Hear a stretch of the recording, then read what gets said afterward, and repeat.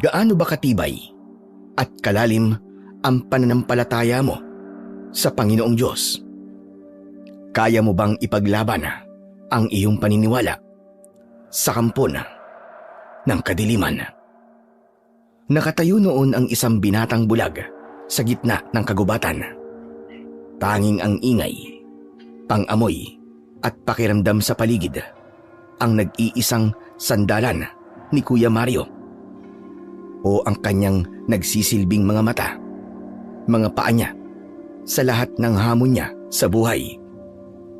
Paano kung isang araw ang ipinagkait na paningin sa kanya ay muling bumalik at ang kanyang inaasahan na magandang kulay ng mundo ay kapahamakan lang pala ang dala para sa kanya? Lalaban kaya siya o matatakot dahil ang inaakala niyang paraiso ay lagim pala ang kahihinatnan?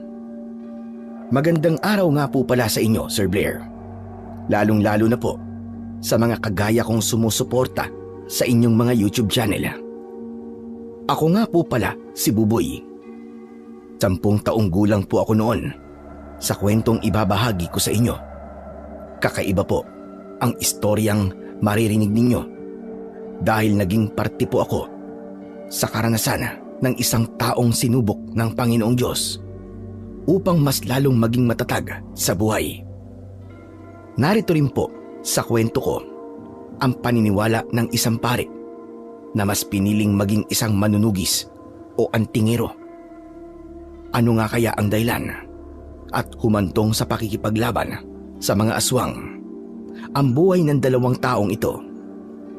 Ang kwento ko nga po pala na ibabahagi sa inyo ay naganap taong 1980. Muli, ako po si Buboy at ito ang aking kwento.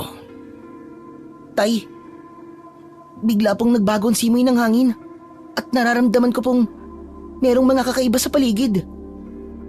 Oo anak, kaya bilisan mo ang paglalakad. Wala pa namang kasama sa bahay sina Nanay Iska at Mario. Tay, napansin niyo rin po ba? Wala pong nakasinding tasera sa mga bahay po na nadadaanan po natin. Madilim po tuloy at hindi ko po halos makita ang daan. Natural lang yan anak, lalo na at may posibilidad na baka dito na umatake ang mga aswang. Kaya nga sige na, bilisan na natin, tumakbo na tayo. Pasado 8:00 ng gabi, habang kami ay naglalakad sa mabatong kalsada, nakarinig kami ni tatay ng kakaibang ingay sa paligid. Nanggaling kami noon sa pagtitinda ng mga walis tingting. Ito ang hanap buhay naming mag-ama. Dahil mahal sa amin ang walis tingting noon, sinamantala namin ang pagkakataon para kumita. Nangyari kasi ang pangangailangan sa walis magmula ng mabalitaan ng mga tao ang panggugulo ng mga aswang sa bawat baryo. Naniniwala kasi ang iilan na mabisang pantaboy daw sa kampon ng kadiliman ang walis tingting.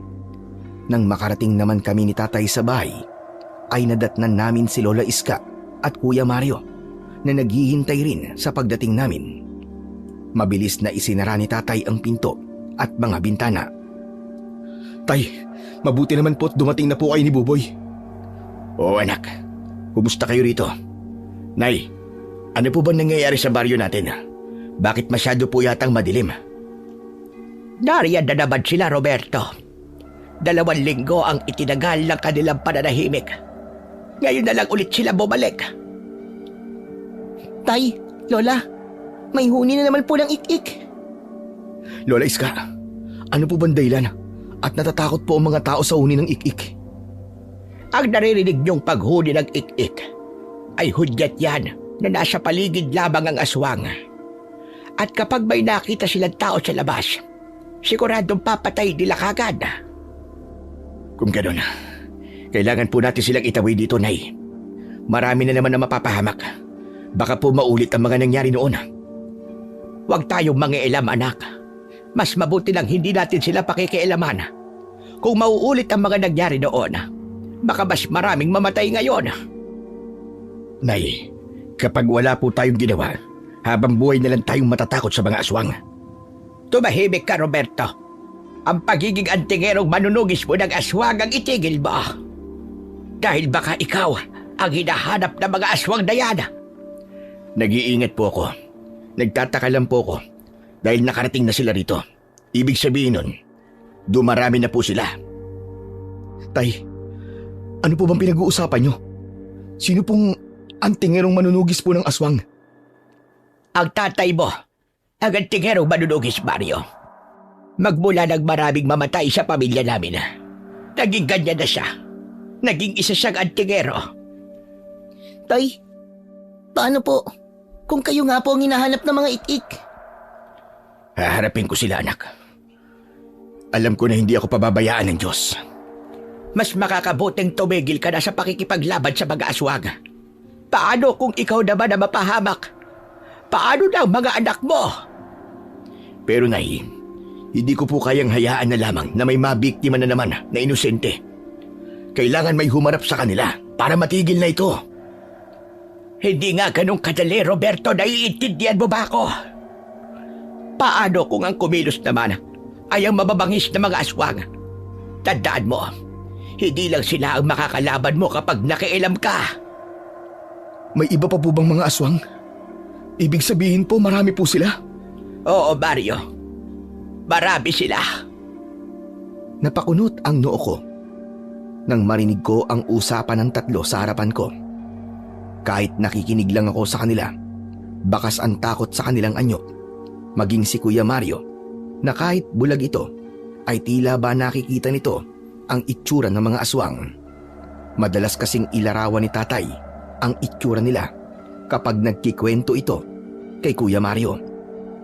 Kung minsan, ako naman ang naglalarawan kay Kuya Mario kapag may gusto itong malaman sa paligid. Ano po ba ang dahilan? At nag-aalala sila kapag may ik-ik po sa paligid. Ang mga ik-ik, mga ibon sila na isinumpa. Ginawa silang alipin ng ibang aswang. Oo, mababang uri lang sila kumpara sa ibang mga lumilipad na aswang. Pero malaking tulong pa rin sila sa mga amo nila. Teka, paano po nangyari yon, Lola? Sila ang nagbibigay ng hudyat sa mga amo nila kapag nakakakita sila ng pwedeng biktimahin. Pero tandaan nyo, hindi lang sila nagbibigay ng hudyat sa mga kapwa nila aswang, pati na rin sa atin na mga tao. Paano po nila ginagawa yon, Lola Iska? Sa paghuli nila, doon natin malalaman kung nasaan ang aswang. Kapag ang tunog ay parang galing sa itaas, ibig sabihin nasa lupa ang aswang. Pero kapag ang tunog ay parang galing sa ibaba, ibig sabihin nasa impapawid ang aatake sa iyo. Natahimik kami ni Kuya Mario dahil sa sinabi na yon ni Lola Iska. Nasa ganong sitwasyon kami nang lumapit sa amin si tatay. Nakiramdam kami sa paligid hanggang sa biglang nawala ang ingay ng ik-ik. Lola, kanina pa po ako nakikinig tungkol po sa ik-ik. Pero hindi niyo naman po nababanggit ang tungkol po sa amo nilang aswang. Buboy, tama na yan. Tay, bakit po ba sa tuwing nagtatanong po ako kay Lola Iska ng tungkol po sa among aswang ng mga ik-ik, palagi niyo na lang po akong pinipigilan? Hindi naman sa ganun, anak. Baka matakot ka lang kasi. Tay, malaki na po ako. Sige na po, Lola Iska. Gusto ko po kasing malaman kung ano pong klase ng aswang ang kinatatakutan ng mga tao sa baryo natin. Siya nga naman po, Lola. Kahit bulag po ako, gusto ko rin pong malaman kung ano pong klase ng aswang ang amo ng mga ik-ik. Bueno, at mapilit kayong dalawa. Nay, wag na po. Roberto, iho, wag mo na akong pakikialaman. Makinig ka na lang din sa ikikwento ko. Nang malaman mo kung gaano kalakas ang aswang na palagi mong hinahanap.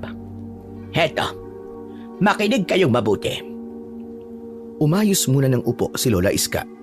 Sa kanya sinimulan ang kwento sa aming dalawa ni Kuya Mario.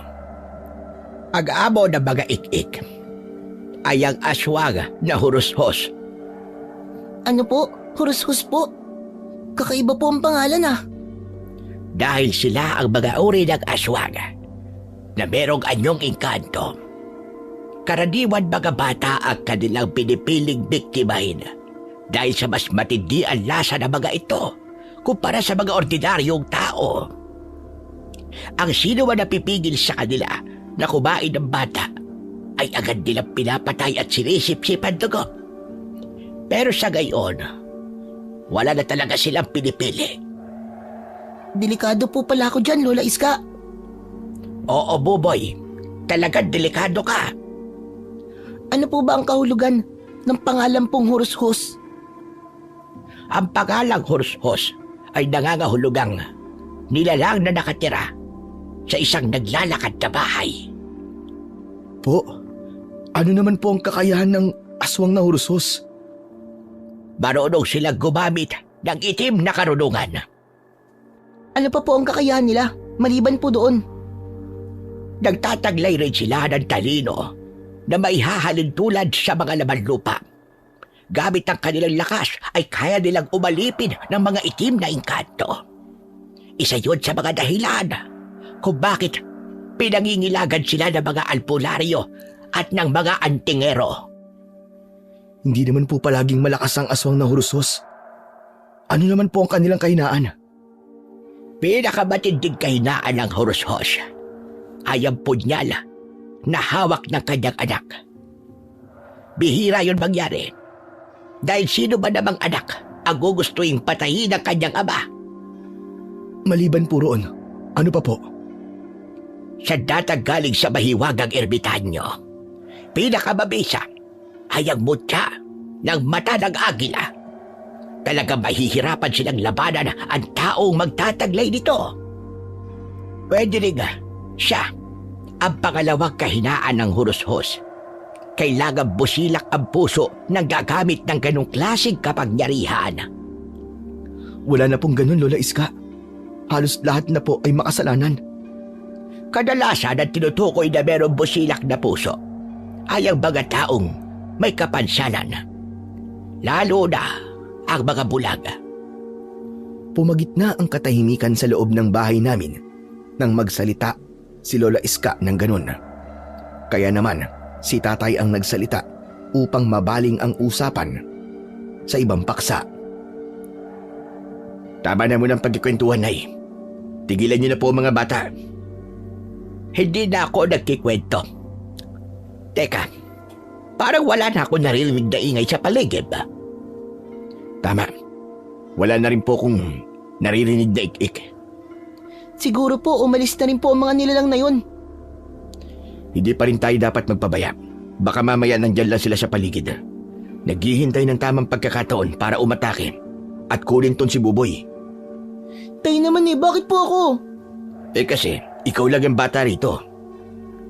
Magmula nang magkwento si Lola tungkol sa aswang, hindi ko na narinig na nagsalita si Kuya Mario.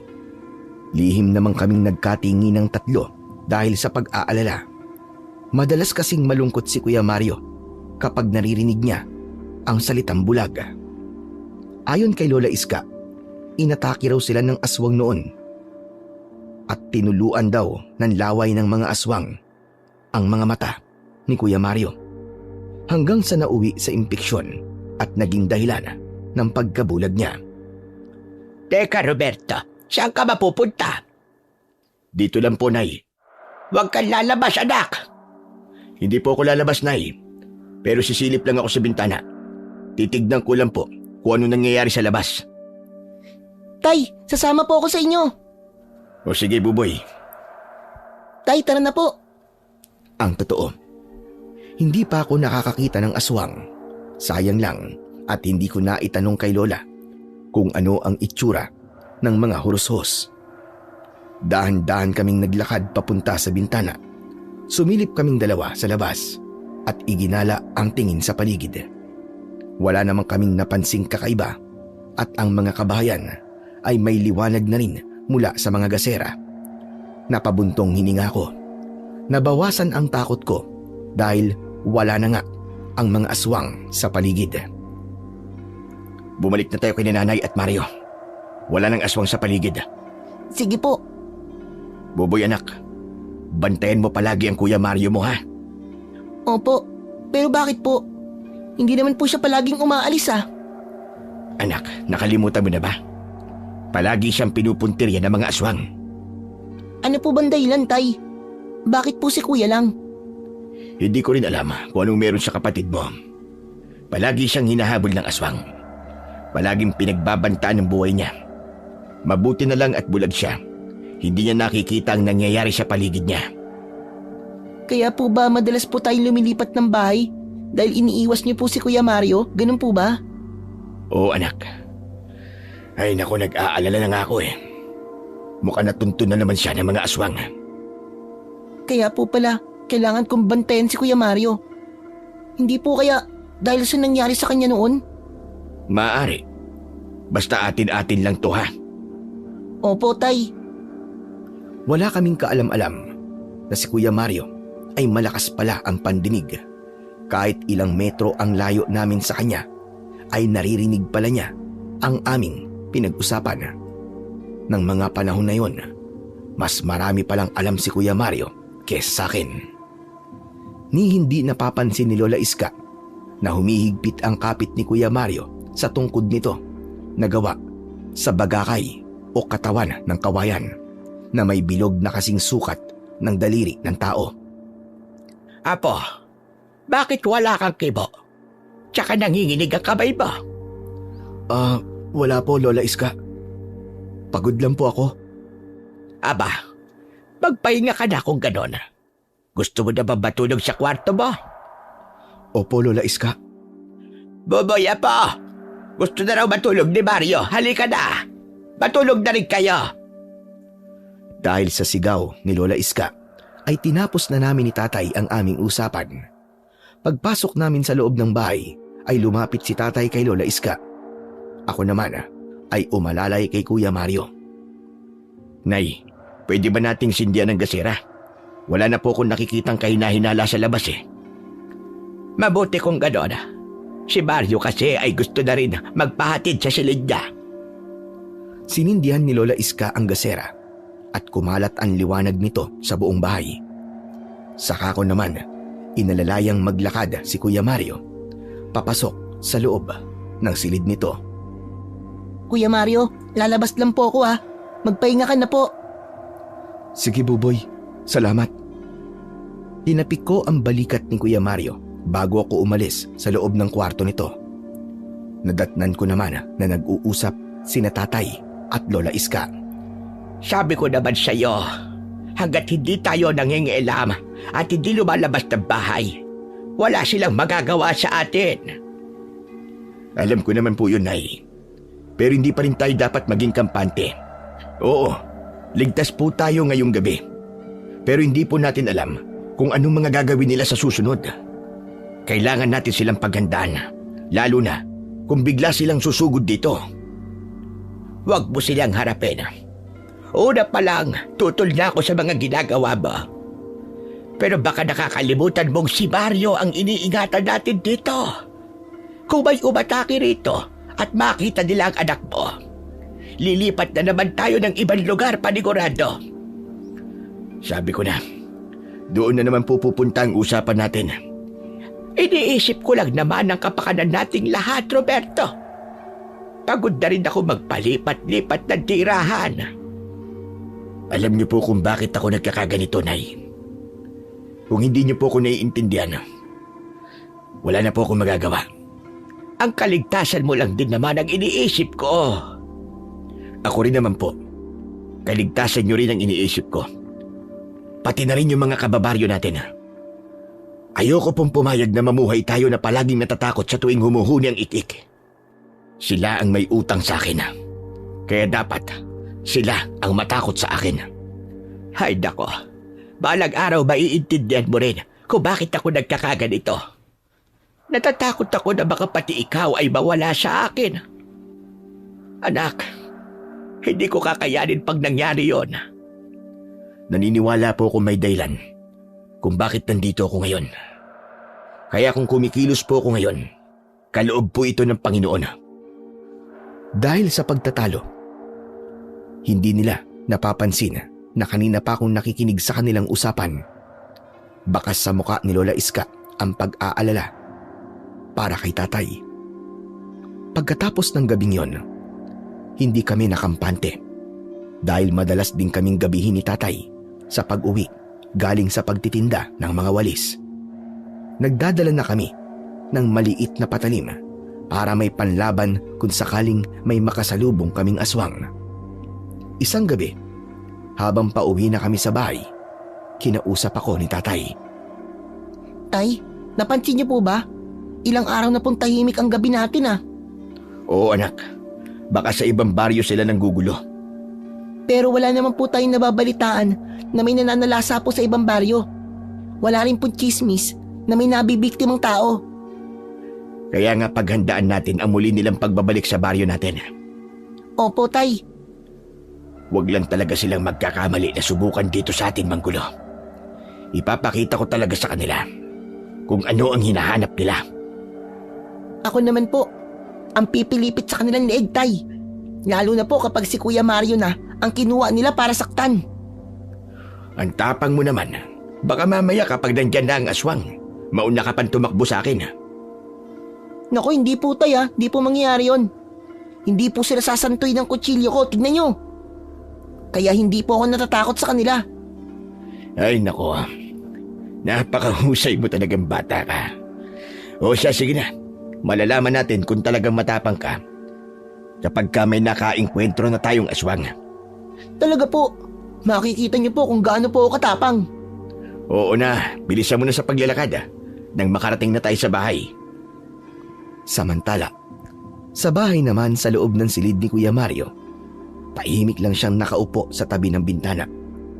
Naghihintay sa pagdating namin.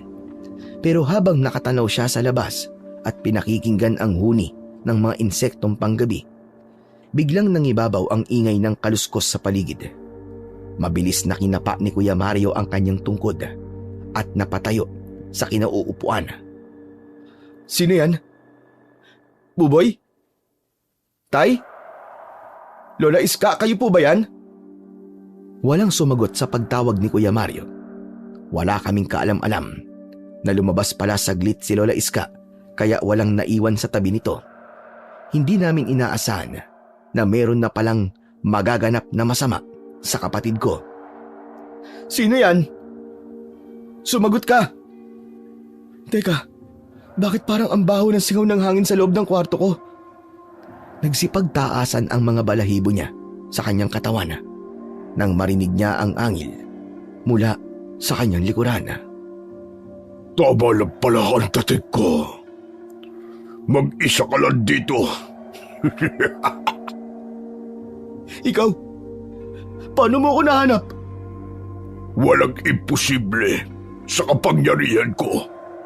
Baka nakakalimutan mo may kapangyarihan akong sundan ang kamay mo. Hindi pa ako tapos sa'yo. Hindi namin alam ni tatay na si Kuya Mario pala ay alaman tungkol sa aswang na hurushos. Ayaw lang nitong mag-alala kami kaya nagpapanggap siya na walang alam. Bakit mo ba ako ginugulo? Bakit mo ba ako sinusundan? Tigilan mo na ako! Hindi ka ba nagagalit sa akin? Ako lang naman ang pumatay sa nanay mo. At ako rin ang dahilan kung bakit nawala ang paningin mo. Hindi ka ba masaya na nasa harapan mo na ako ngayon? Magpasalamat ka at bulag ako. Dahil kung hindi, dalawa kami ni tatay na maghanap sa'yo para patayin ka. Masyado mo naman yatang binabaliit ang kakayahan ko. Hindi mo ba alam na kaya-kaya na kitang patayin dahil wala kang kasama ngayon? Huwag kang lalapit. Huwag kang lalapit. Pilit na iwinawasiwas ni Kuya Mario ang kanyang tungkod na para bang makakatulong ito sa kanya. Panay ang atras niya habang nagdadasal na sana ay hindi pa bumalik si Lola Iska para hindi ito mapahamak. Papatayin kita dahil pinatay ng tatay mo ang asawa ko at anak. Gusto kong maramdaman niya Ang sakit na naramdaman ko noon. Alam ko may iba pang dahilan kung bakit hinahangad mo mamatay ako. Isa pa, ikaw ang nauna ng gulo sa buhay namin. Kaya kung namatay ang asawa at anak mo, kasalanan mo yun. Dahil mahina ka. Kampong kayo ng kadiliman na walang karapatang mabuhay dito sa mundo. Patay na ang asawa ko. At hanggang ngayon, hindi pa rin tumitigil si Roberto sa pagpatay sa mga kalahi ko. Kaya naman, igaganti ko ang angkan ko. Uubusin ko rin ang lahi ninyo. Ang lahi ninyo dapat na maubos. Hindi ang lahi naming mga tao. Kahit hindi nakakakita si Kuya Mario, nagawa niyang makipaglaban sa aswang para ipagtanggol ang kanyang buhay. Walang nagawa ang hurushos nang iwas-iwas ni Kuya Mario ang tungkod niya. Nagwala ito sa loob ng kwarto ng kapatid ko. Buwisit! Kakaiba ka talaga sa lahat. Kaya gustong-gusto kong matikman ang dugo mo. Subukan mo! Nang makita mo ang hinahanap mo. Matapang ka pa rin. Kahit wala kang kasama sa bahay na ito. Dahil ako lang naman ang kaya mo. Kung lalaban ka sa katapat mo, magiging basura ka lang sa kalaban mo.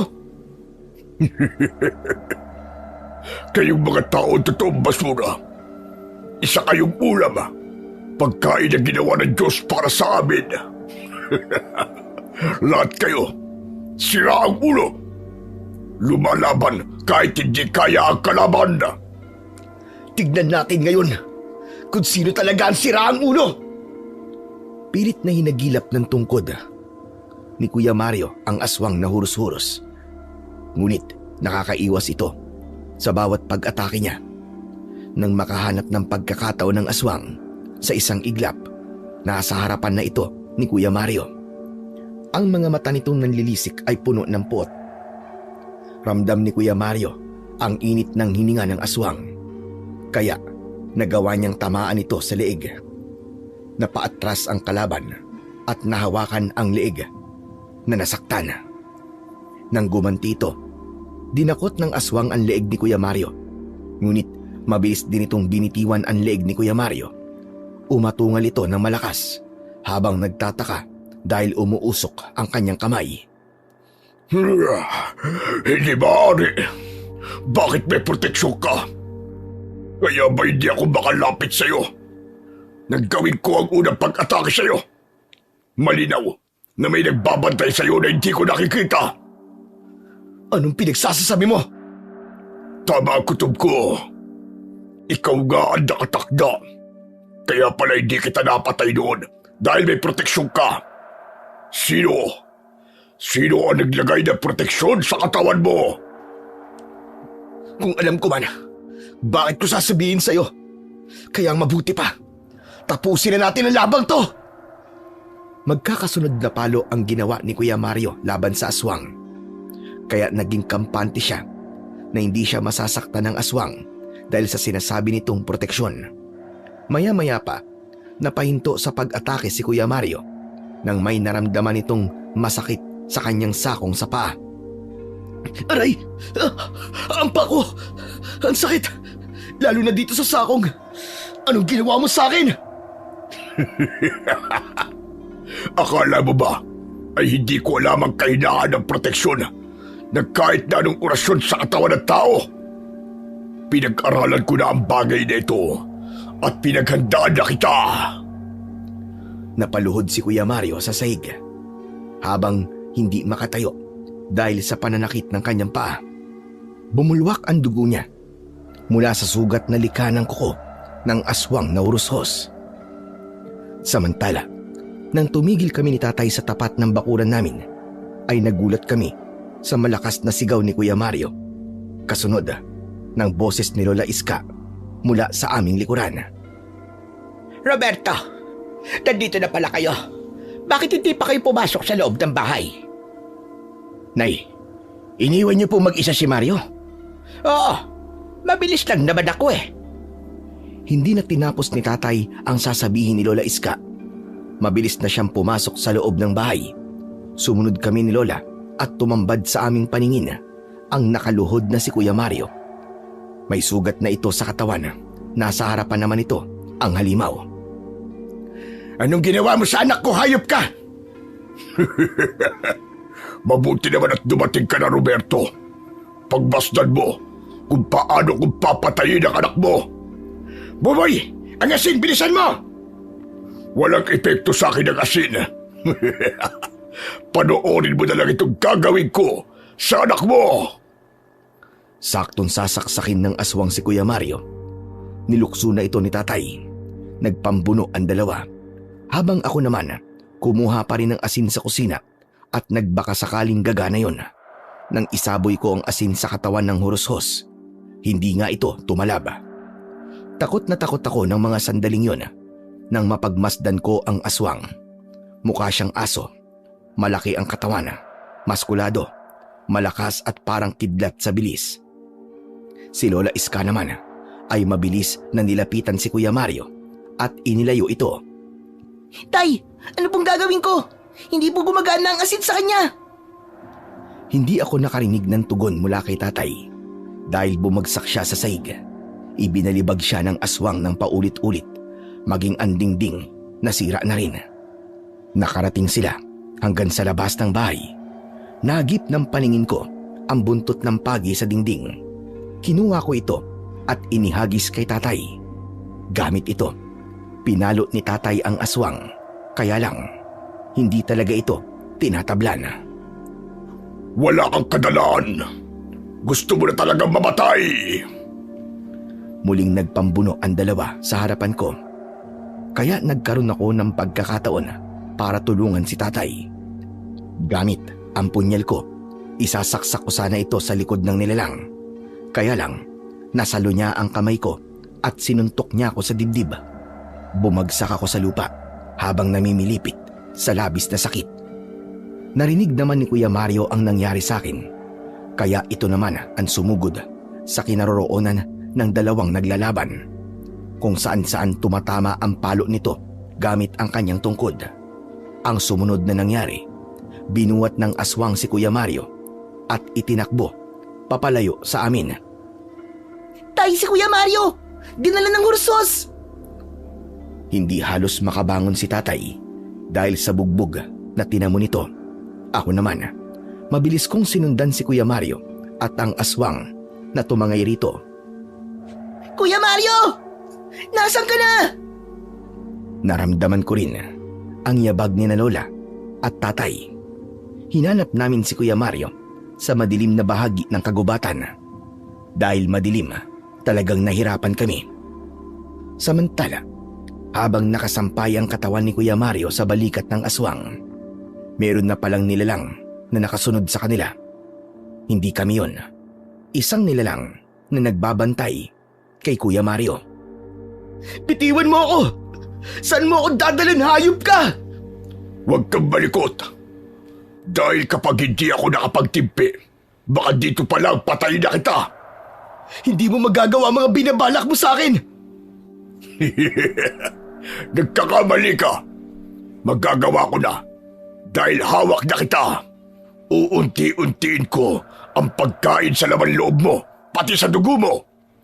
Lintik lang ang walang ganti. Kasalanan mo kung bakit hinahanap ka ni tatay. Pinatay mo si nanay. Kaya nararapat lang na patayin ka. Kapag may nangyaring masama sa akin, magtago ka na sa saya ng nanay mo. Wala na akong nanay, Gunggong. Wala akong pamilya dahil pinatay na ng tatay mo. Tsaka alam ko kung sino ka. Alam ko na hindi si Roberto ang tatay mo. Napulot ka lang niya. Huwag mo akong linlangin. Ibaba mo ako rito. Ibaba mo ako, hayop ka. Dapat lang na malaman mo na hindi mo siya tatay dahil malapit ka nang mamatay.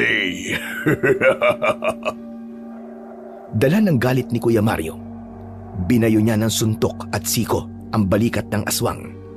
Kaya sabay silang bumagsak sa lupa. Tumama ang likod niya sa isang matulis na bato.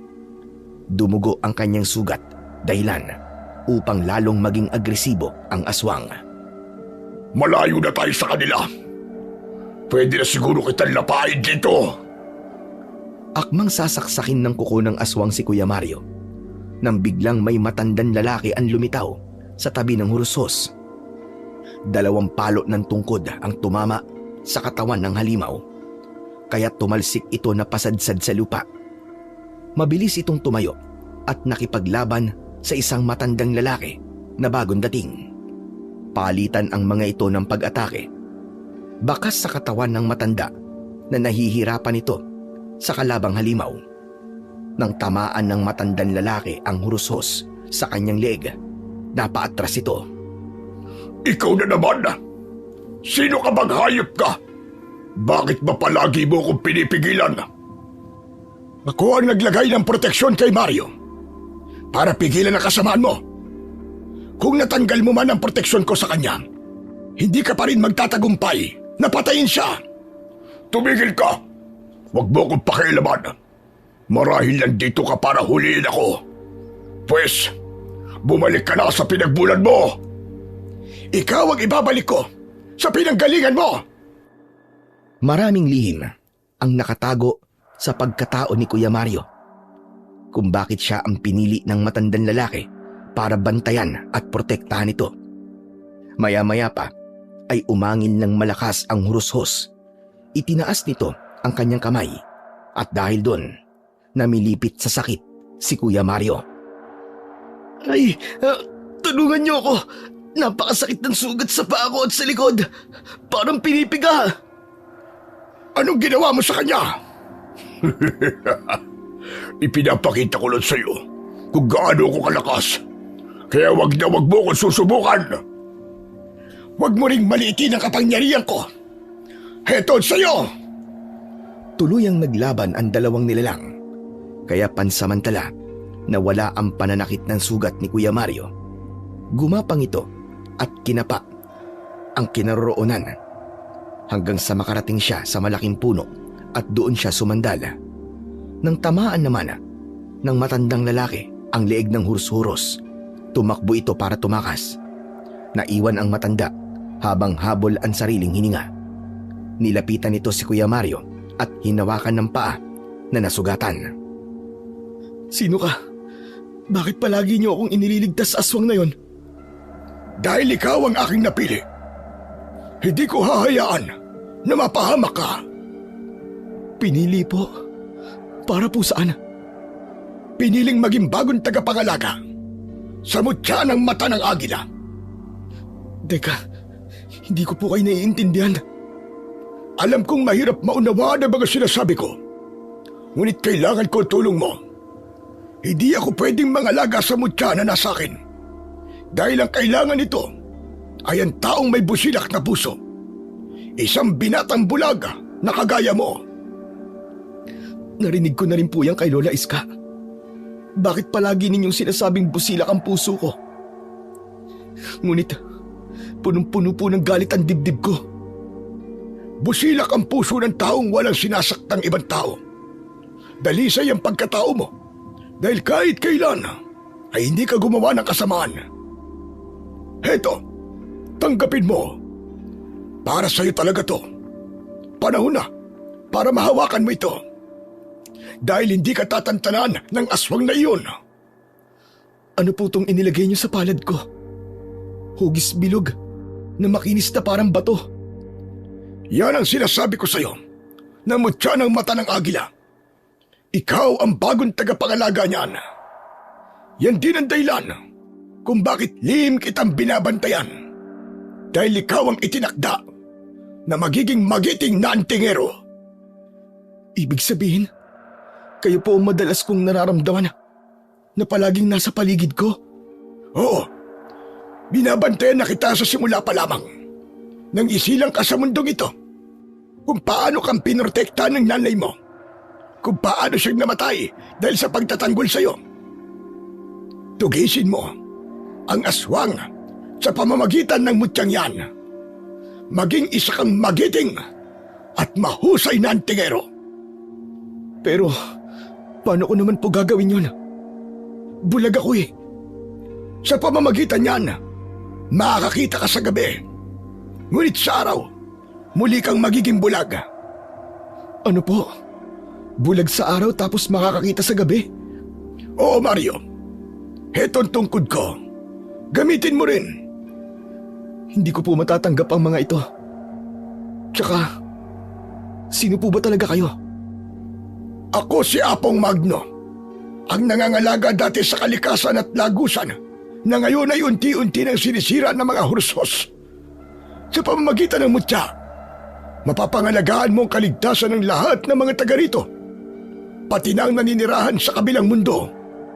Pero, baka hindi ko po magawa ang inaasahan niyo po sa akin. Sa tulong ng mutya ng mata ng agila, makakaya mo silang harapin, maniwala ka. Paano po? Tsaka, ano po ba ang kakayahan ng mutya? Magtataglay ka ng kakayahang katulad ng saibong agila. Bukod pa ron, kikilalanin kang amo ng mabangis na agila na kayang pumatay sa mga aswang. Kaya sana, tanggapin mo ang kapangyarihan dahil kung hindi, ang buhay na babalutin ng lagim ang baryong ito at marami pa ang mamamatay. Walang nagawa si Kuya Mario kundi isuot ang kwintas sa leeg niya. Kasabay nito, naglaho ang sugat niya sa katawan. Marami pa sana siyang gustong itanong sa matandang lalaki, ngunit umalis na ito. Maya-maya pa ay tumayo si Kuya Mario, pero laking gulat niya nang mapagtanto niyang nakakakita na siya at nakikita niya na ang kanyang paligid. Nang tumingala siya sa langit, narinig niya ang huni ng isang agila. Nakita niyang bumaba ang ibon at diretsyong dumapo sa kanyang balikat.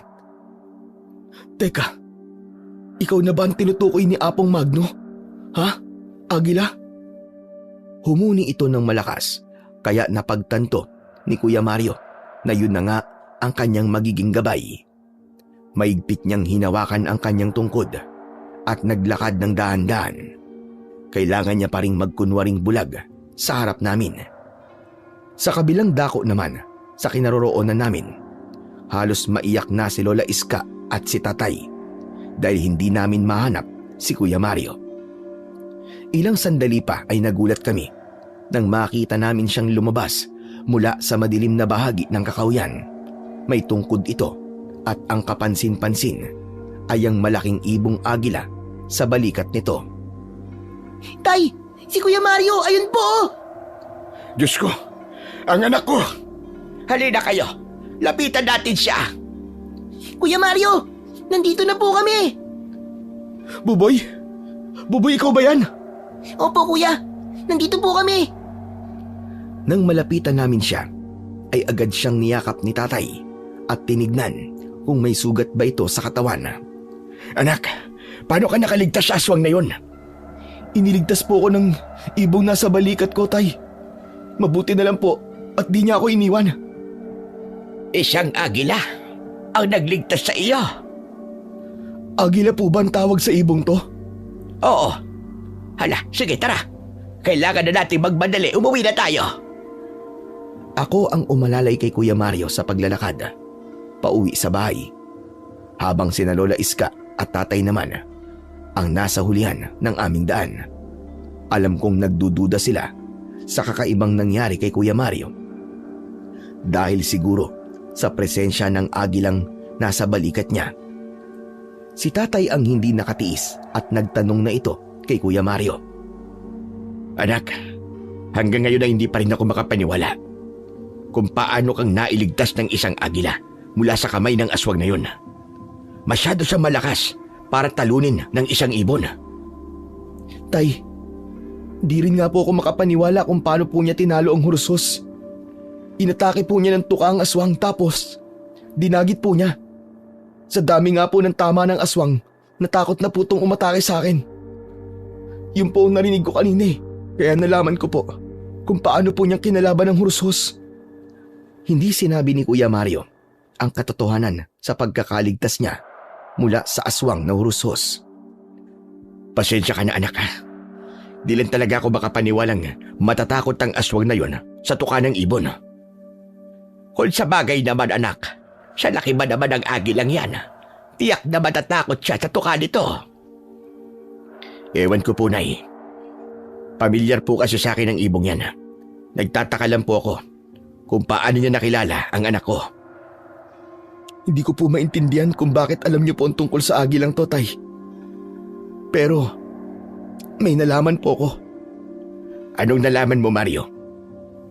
Roberto, Mario, sa bahay na lang natin pag-usapan yan. Kailangan na nating magmadali. Baka bumalik pa ang aswang. Nang sabihin yun ni Lola Iska, para bang nakaramdam ako ng kakaibang tensyon sa pagitan ng mga ito. Pagkalipas ng kalahating oras na paglalakad ay nakarating na kami sa bahay. Pagpasok namin sa loob ay isinaradong mabuti ni tatay ang pinto at ang mga bintana. Nang umupo si Kuya Mario sa tabi ko ay nagtanong na kagad si tatay, habang ang ibong agila naman ay hindi umaalis sa pagkakadapo sa balikat ni Kuya Mario. Anak, ano bang ibig mong sabihin kanina? Ano yung nalaman mo? Tay, gusto ko pong maging totoo kayo sa akin, ha. Sabihin niyo po, anak niyo po ba talaga ako? Kayo ba talaga ang tatay ko? Nagulat ako sa tanong na yun ni Kuya Mario. Nagpalipat-lipat ang tingin ko sa mukha nila. Kinabahan ako at natakot sa magiging sagot ni tatay. Maging si Lola Iska ay bigla ring namutla ang labi. Anak, ano ba namang klaseng tanong yan? Tay, ang tanong ko lang po ang sagutin nyo. At gusto ko po magsabi po kayo ng totoo. Kayo po ba ang ama ko?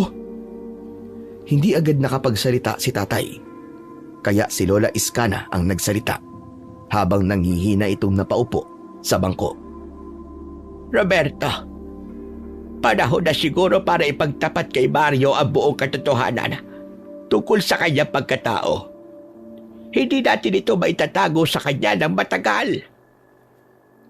Mario anak, makinig kang mabuti ha. Hindi ako ang totoo mong tatay. Ngunit maniwala ka. Itinuring kita na para kong totoong anak. Alam mo yan, di ba? Opo, tay. Kaya lang, bakit niyo po itinago sa akin?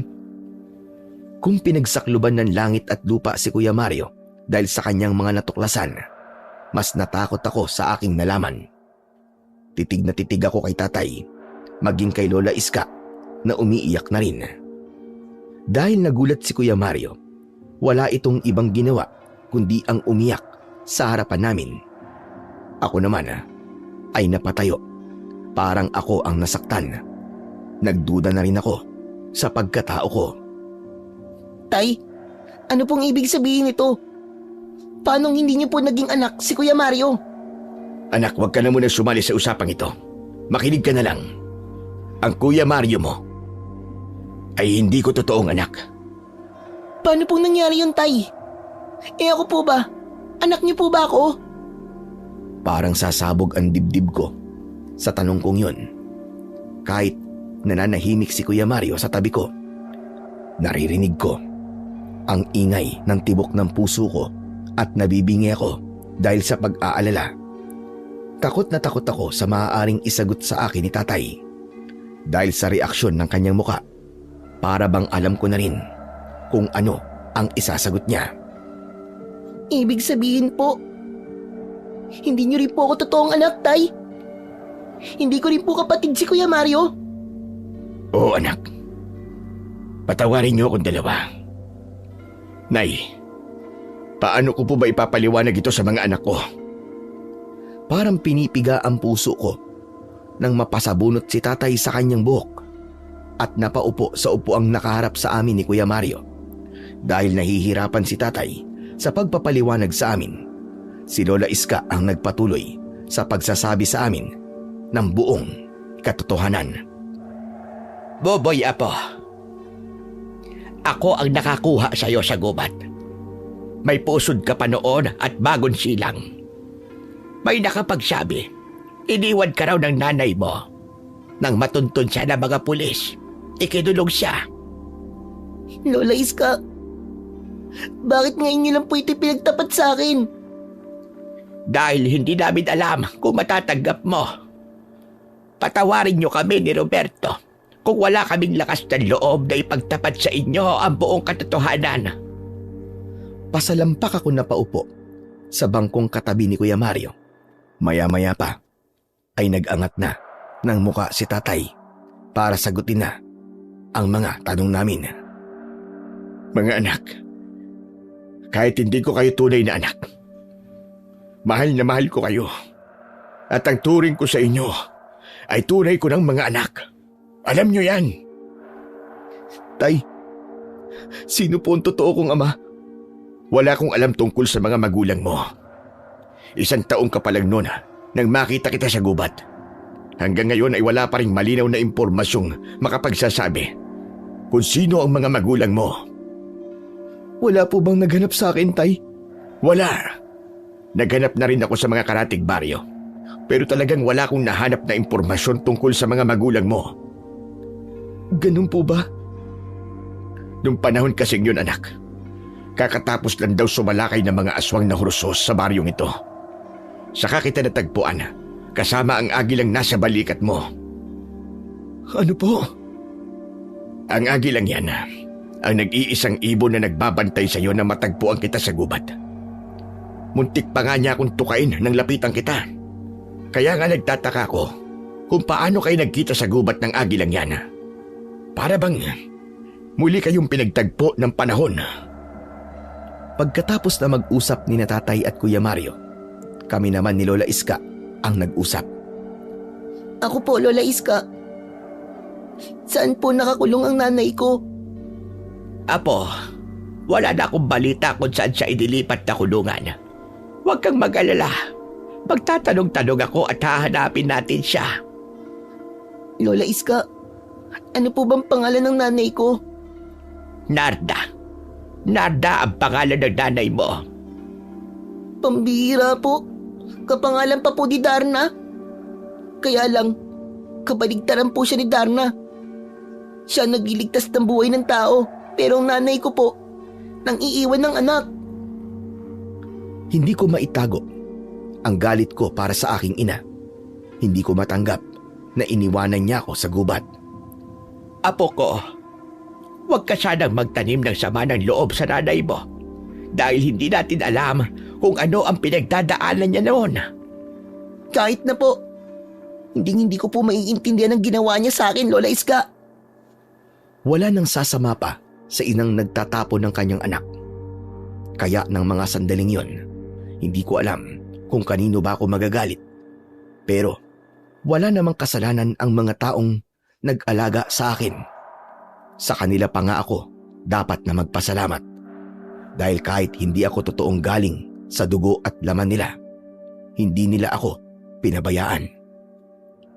Tay, kung hindi niyo po kami totoong mga anak ni Buboy, nasaan po ang pamilya ninyo? Dati akong pari sa simbahan, Mario. Tinanggal ako sa serbisyo dahil nagmahal ako ng babae at nabuntis ko siya.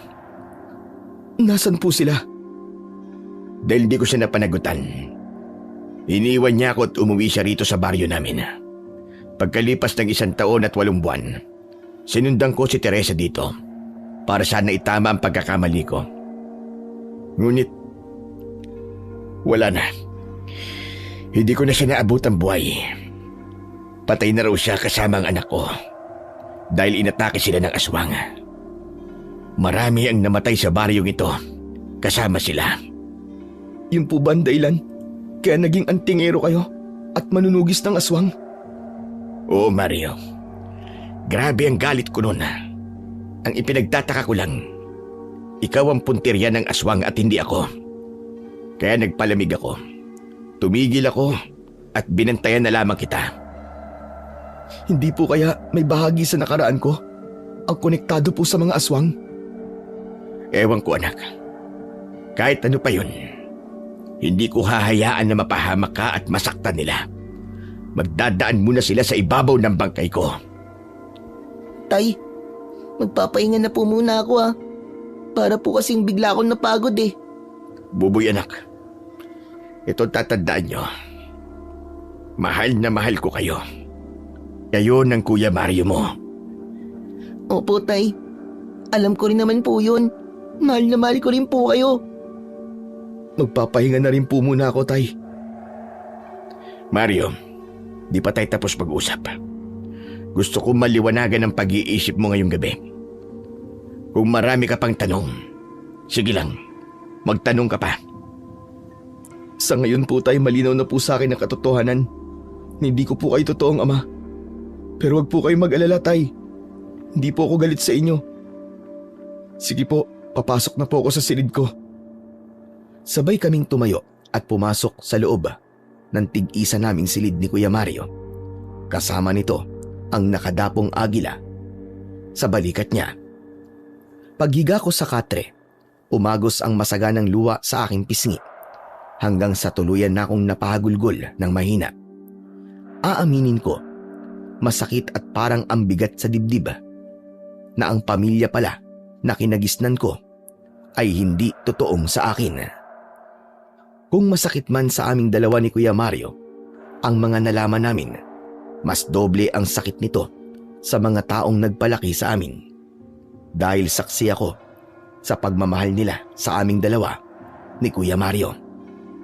Samantala, sa kabilang kwarto naman ni Kuya Mario, kaharap niya ang agila na nakatayo sa maliit na lamesa. Nakatingin ang ibon sa kanya na para bang dumadamay sa kalungkutan niya. Kinausap niya ito na para bang tao. Narinig mo ba yun, Agila? Hindi ko pala sila totoong pamilya. Ang sakit ng kapalaran ko, di ba? Bulag na nga ako. Wala pang mga magulang. Pero pasalamat pa rin ako dahil sinabi sa akin ng aswang na yun ang buong katotohanan. Ang ipinagtataka ko lang, bakit alam niya ang tungkol sa bagay na yun? Kahit mahina ang boses, ay naririnig kong kinakausap ni Kuya Mario ang ibong agila. Ang buong akala ko totoo niya akong anak. Pero ayos lang. Mabuti naman silang tao sa akin. Inalagaan nila ako at minahal. Matagal na tumitig si Kuya Mario sa mga mata ng agila na tila ba naiintindihan nito kung ano ang nasa isip ng ibon. Maya-maya pa ay muli itong nagsalita. Tama ka, Agila. Kailangan kong harapin ang pagsubok na to. Kailangan mabigyan ng kasagutan ang mga tanong sa isip ko. Pero sa ngayon, naguguluhan pa rin ako sa nangyayari. Idagdag pa ang tungkol sa kwintas ko to. Pumagitna ulit ang katahimikan sa loob ng silid ni Kuya Mario. Maya-maya pa ay ibinuka ng ibong agila ang kanyang pakpak. Pagkatapos ay humuni ito ng dalawang magkasunod. Rinig na rinig ko naman ang huni ng ibon mula sa kwarto ko dahil abala ko sa pakikinig sa sinasabi ni Kuya Mario. Bahagya pa akong nagulat nang pumasok sa loob ng kwarto ko si Tatay. Anong ginagawa mo dyan, Buboy? Tay, wala po. May pinakikinggan lang po ako. Pinapakinggan mo ba ang kilos ni Kuya Mario mo sa loob ng kwarto niya? Opo, masyado po kasing tahimik ang silid ni Kuya Mario Nag-aalala po ako sa kanya. Ay nako. Kung may magagawa lamang akong paraan, hindi ko nagugustuhin malaman niyo pa ang totoo. Kesa naman nagkakaganyan kayo. Tay, wala naman po kayong kasalanan. Hala, sige na. Matulog ka na at aayusin ko pa ang dingding ng silid ng kuya mo. Mahirap na, baka pasukin na naman tayo ng hurus-hus. Magmula ng gabing yon ay napanatag na ang loob ko. Panahon na rin para kalimutan ang tungkol sa nanay ko. Ang mahalaga ngayon ay ang bago kong pamilya. Ang pagbabago sa buhay ko ay napansin ko rin kay Kuya Mario. Palagi na siyang tahimik, malayo ang iniisip at palaging kinakausap ang kanyang agila. Nakikipag-usap din naman ito kay Tatay, kaya lang ay iba na.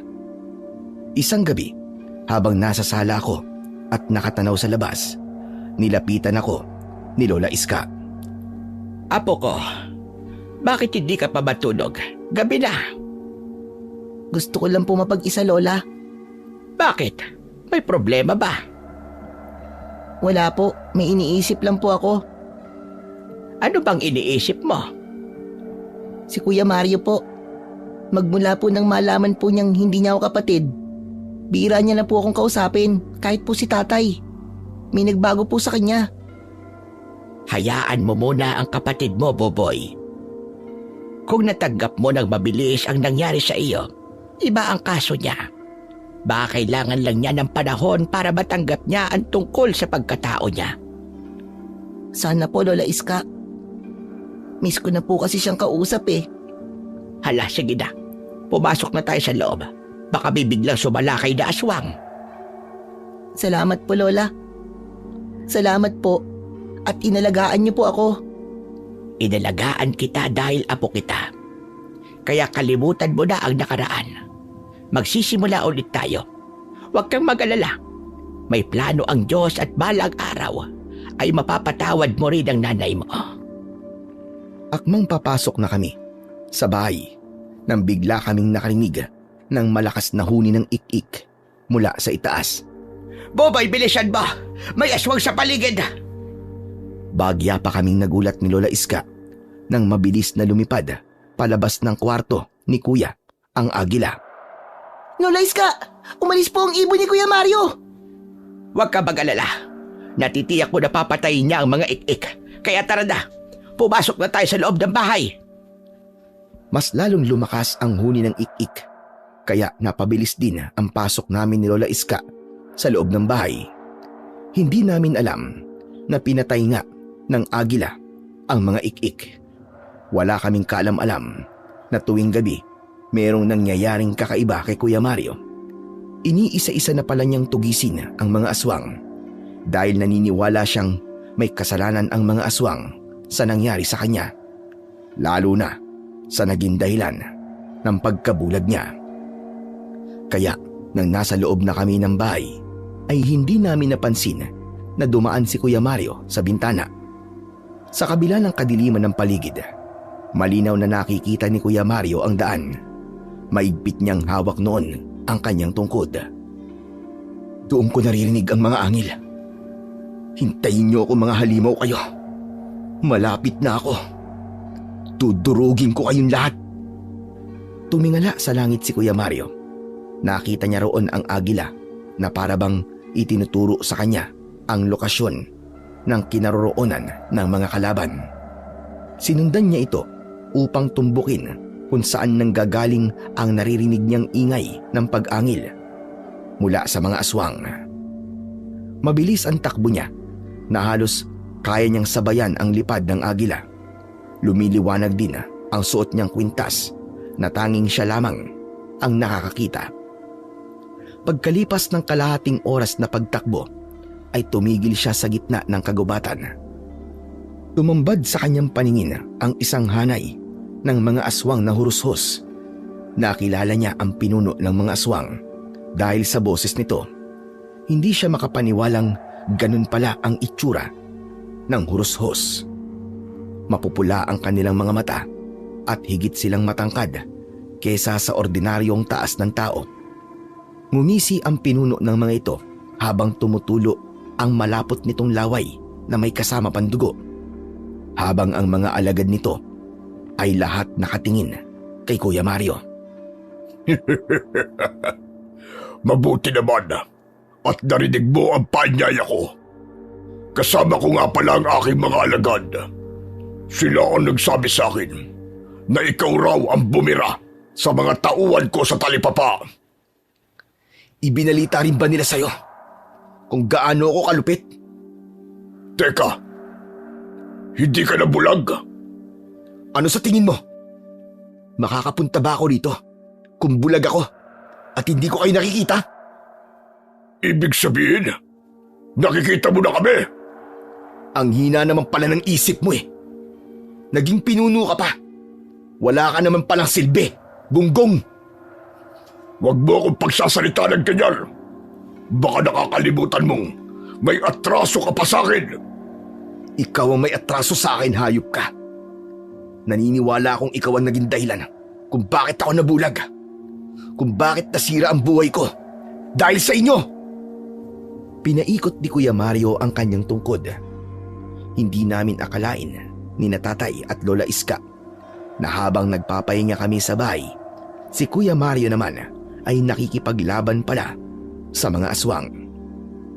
Kaya pala sa ilang araw na lumipas, mas marami ang natatagpo ang patay na aswang kesa mga tao. Siya nga pala, kumusta naman ang sinabi ko sa'yo? Nalaman mo na ba ang katotohanang hindi mo tatay si Roberto? Oo, dahil sa ginawa mo, nalaman ko kung gaano kalaki ang kasalanan mo sa akin, hayop ka. Kasalanan sa pagsasabi sa'yo ng katotohanan? Ano kaya kung magsanib puwersa na lang tayo? Imbis ako, si Roberto na lamang ang patayin mo. Hindi ko gagawin ang sinabi mo. Dahil mas gugustuhin ko pang mamatay ka kaysa patayin ang tatay ko. Hindi mo ako magagamit sa kasamaan mo. Matigas ka. Pues, wala na akong magagawa. Papatayin na lang kita. Sige, subukan mo. Nang makita mo ang hinahanap mo, sisiguraduhin ko sa'yo na dito na magwawakas ang buhay mo. Diablong buwang ka. Hindi sinasabi yan. Ginagawa yan. Malakas na itinukod sa lupa ni Kuya Mario ang hawak niyang tungkod. Yumanig ng bagya ang paligid at naramdaman ng mga aswang ang presensya ng kapangyarihan ni Kuya Mario. Nagsiatrasan ang mga ito at hindi yung nagustuhan ng pinuno nila. Isang tambak kayo mga inutil! Mga walang kwenta! Tao lang siya. Bakit natatakot kayo sa kanya? Natigilan ang pinuno. Nang makita nito ang nagliliwanag na mutya ni Kuya Mario, bumakas ang pag-aalala sa mukha nito, ngunit hindi ito nagpahalata. Teka, sandali lang. Bakit nasa iyo ang mutya ng mata ng agila? Huwag ka nang magtanong at wala ka rin pakialam. Kaya pala ang lakas ng loob mong hamunin ako. Dahil nasa iyo na ang mutya. Walang iya talagang matandang yun. Papatayin ko siya. Bakit? Natatakot ka na ba, ha, Hursos? Ano bang meron sa mutyang to? At ganyan na lamang ang takot mo? Hindi mo na kailangan malaman pa. Kailangan mo na talagang mamatay. Dahil magiging banta ka sa buhay naming lahat. Mga kasama, patayin niyo ang bagong tagapangalaga sa mutya ng mata ng agila! Sige, Agila. Atakihin mo rin sila. Sugod! Patayin natin silang lahat! Mula sa himpapawid ay pabulusok na lumipad ang agila. Isa-isa nitong dinagit ang mga aswang at inilayo sila kay Kuya Mario. Sige, Agila! Ikaw na ang bahala sa kanyang mga alagad at ako naman ang bahala sa pinuno nila! Si Kuya Mario ang unang lumapit sa aswang na Hursos.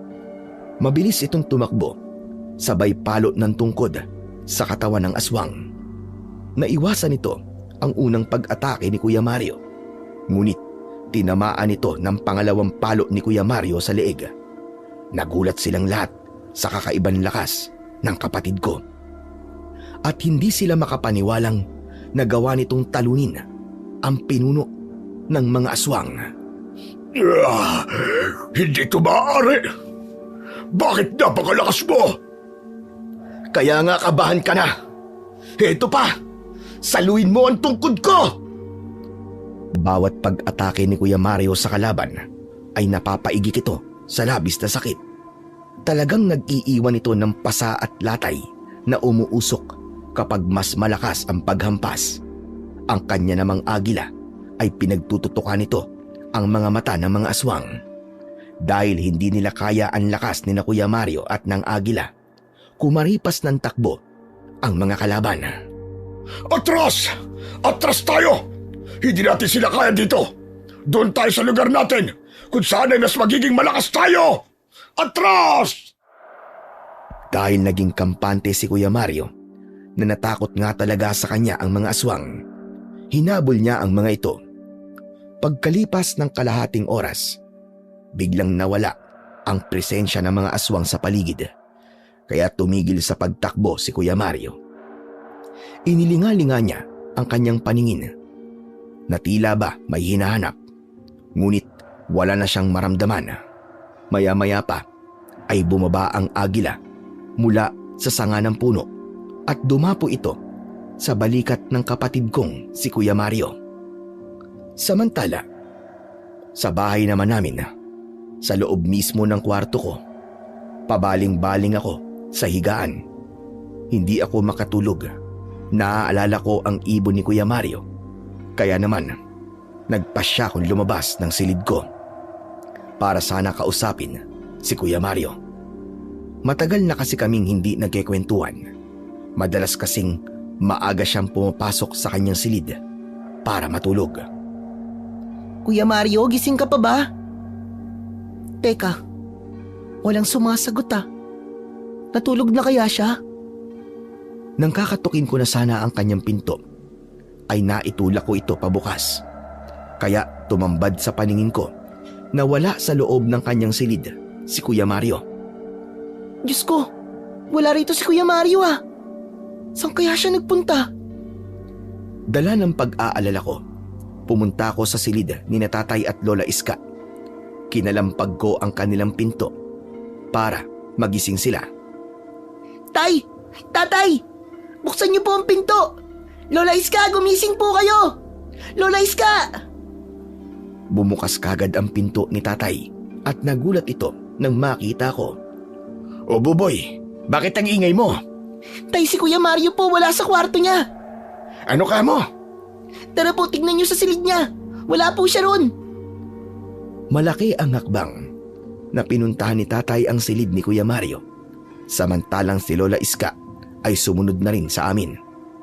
Diyos ko, nawawala nga ang kapatid mo, Buboy. Aba, saan naman pupunta si Mario? Hindi maganda to, Nay. Baka tinangay ng hurus-hurus ang anak ko.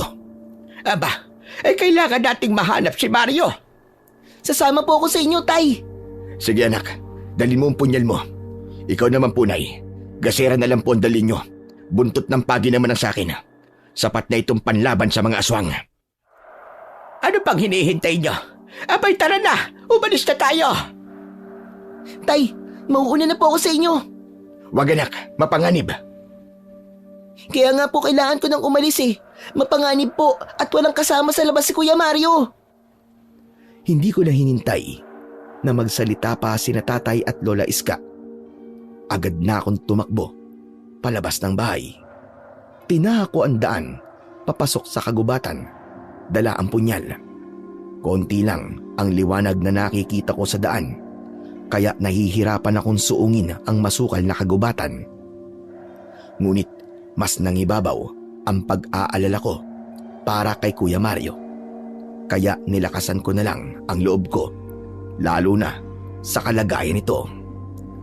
Maya-maya pa ay nakarinig ako ng malakas na pag-angil, sigawan at tunog ng paghampas ng isang kahoy sa katawan ng tao. Mas nilakihan ko pa ang hakbang para makarating kagad ako sa pinagmumulan ng ingay.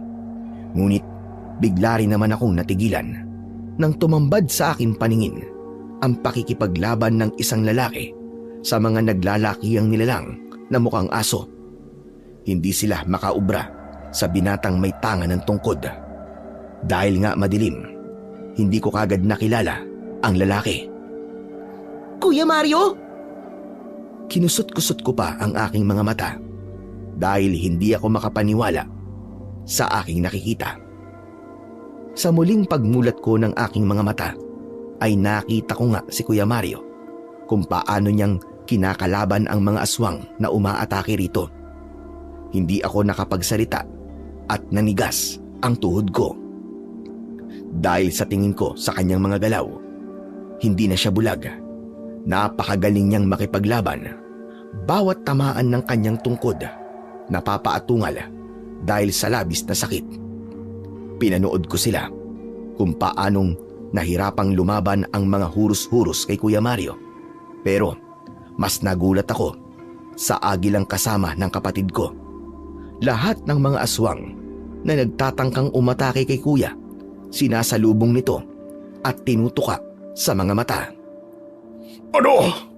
Bakit natatalo kayo ng isang tao? Mga inutil! Kasama ka ron, halimaw! Kaya wag mong isisi sa mga alagad mo ang kahinaan mo! Hindi ako mahina. Ako si Asbar, ang Panginoon ng mga aswang. Huwag mo akong binamaliit! Isa lang ang Panginoon, hayop ka! Walang iba, kung di ang nasa itaas lamang.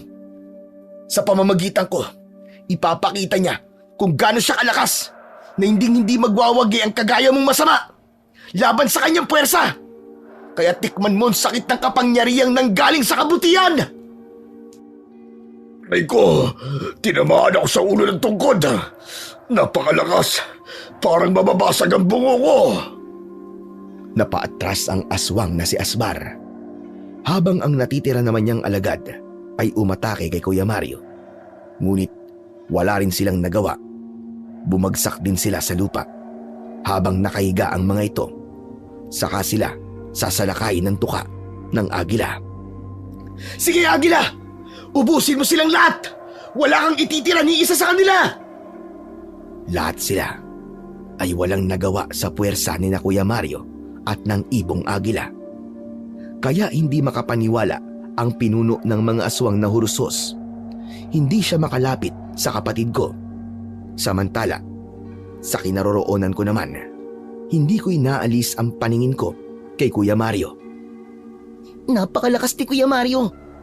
Paano kaya nangyari na nakakakita na siya? Para siyang naging ibang tao sa kilos niya. Isa pa, ang agilang yun. Napakabangis niya pagdating sa pakikipaglaban. Parang ang hirap talagang paniwalaan ng mga nakikita ko ngayon. Sa kalagitnaan ng paglalaban ng mga ito, ay biglang tumigil ang mga aswang at kinausap si Kuya Mario. Habang ako naman ay nagtago sa likod ng puno para pakinggan kung ano ang kanilang pinag-uusapan. Kahit na anong mangyari, ay kukunin ko ang mutya ng mata ng agila sa'yo. Ako ang dapat na magmamayari niyan. Yan ang dahilan kung bakit ako narito sa mundo ninyo. Huwag kang umasa na makukuha mo to sa akin. Tao ka lang din na kagaya ko. Pareho lang din tayo na nanghiram ng lakas sa kapangyarihang elemental. Hindi ako nanghihiram ng lakas. Kaya kitang durugin sa pamamagitan ng itim kong kapangyarihan. Itinaas nito ang kamay para gamitin ang itim na kapangyarihan. Ngunit nabigo ito. Bakit? Bakit ganun? Hindi ka tinatabla ng kapangyarihan ko! Dahil nga nasa akin ang mutya, kaya wala kang silbi para sa akin. Wala kang laban sa kapangyarihan ko. Kung ganun, lalabanan pa rin kita. Hindi ako makakapayag na hindi ko makuha ang mutya na yan. Gagamitin ko yan para magpalakas ng aking kapangyarihan. Hindi ka magtatagumpay dahil pipigilan kita. Kahit na anong mangyari, wala ka nang masasaktang tao sa baryong ito dahil ako na mismo ang makakalaban mo.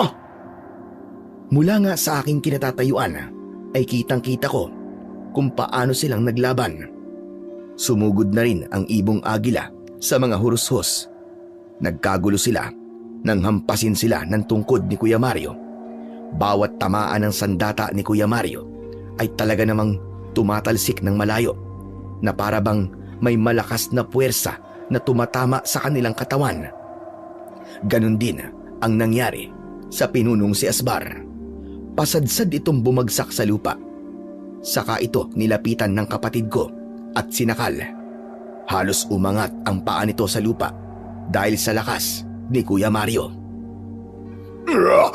Bitiwan mo ang leg ko! Ang init ng kamay mo! Isang kamay lang ang ginamit ni Kuya Mario, ngunit hindi makapalag ang pinuno ng mga hurushos. Nakapagtaklob ako ng bibig. Wala nitong kahirap-hirap na ibinarag sa lupa ang maskuladong aswang na si Asbar. Halos hindi talaga ako makapaniwala sa mga nakikita ko. Maya-maya pa ay biglang dumating sina Tatay at Lola Iska. Maging sila ay nagulat din sa kanilang nadatnan. Dala ni Lola Iska ang gasera, kaya nakita ko kung paanong namutla ang labi nito. Para bang nakilala niya ang kalaban ni Kuya Mario. Idagdag pa ang katotohanang hindi na bulag ang apo nito. Hindi rin sila agad nakapagsalita. Tay, si Kuya Mario po hindi na po siya bulag. Nakikipaglaban po siya sa mga aswang. Kasama po ng agila niya. Napakahusay po nila, Tay. Diyos ko, hindi ako makapaniwala sa nakikita kong ito. Mahabagin langit. Si Mario nga ba ang nakikita ko? Opo, Lola Iska. Si Kuya Mario nga po yan. Diyos ko, ito ang dahilan kung bakit hinahanap ng mga aswang si Mario. Dahil siya naga ang may busilak na pusong mangangalaga sa iniingatang butya ng isang mahiwagang ermitanyo. Ang dakilang antikero na pupuksa sa mga aswang. Ano po? May wagang ermitanyo? Di ba, siya po yung madalas na ikinikwento niyo sa amin ni Kuya Mario? Oo, Apo. Siya naga ang tinutukoy ko. Kung ganun, nasa panganib ang anak ko. Nagkakamali ka, Roberto. Ang mga aswaga nasa panganib, iba ang lakas ng binatang bulag na may mutya. Natitiyak ko na ang agilang tumutulong sa kanya ay ang gabay ng mutya ng mata ng agila. Ano naman po ang ibig sabihin nun, Lola Iska? Ang nakikita ni Mario ay nakikita rin ng agilang yon. Magkaugnay sila. Sana hindi mapahamak ang agila dahil sa oras na masaktan ng ibon, manghihina naman ang may tangan ng mutya. Paano po? Kung mamatay po ang ibon, Lola Iska, mamamatay din po ba si Kuya Mario? Hindi. Ngunit mawawala naman ng bisa ang mutyang suot niya dahil patay na ang nagmamay-ari nito. Ipinagdasal ko na sana hindi malaman ng aswang ang kahinaan ni Kuya Mario. Tay, Lola, ano pong gagawin natin? Dito lang kayo, Buboy. Samahan mo lola mo. Tutulungan ko si Mario. Sige, nakaalalay lang kami sa iyo, Roberto.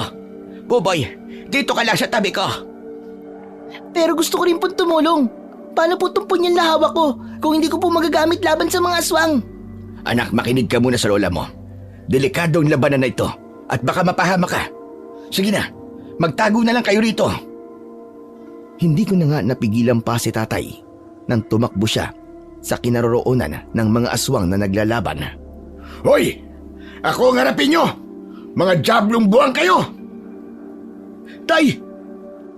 Gumuhit ang pinaghalong takot at pag-aalala sa muka ni Kuya Mario nang makita niya si Tatay na sumugod sa mga aswang gamit ang buntot ng pagi. Tamaan man ng sandata ni Tatay ang mga aswang, hindi nila yon masyadong iniinda. Kaya nasira ang focus ni Kuya Mario sa pakikipaglaban at tinamaan ito ng kalmot sa kanyang tiyan. Lola Iska, si Kuya Mario! Tinamaan na po siya! Mali kasi ang pasok ng ama mo. Dapat sumugod siya nung hindi pa naglalaban sina Mario at ang aswang.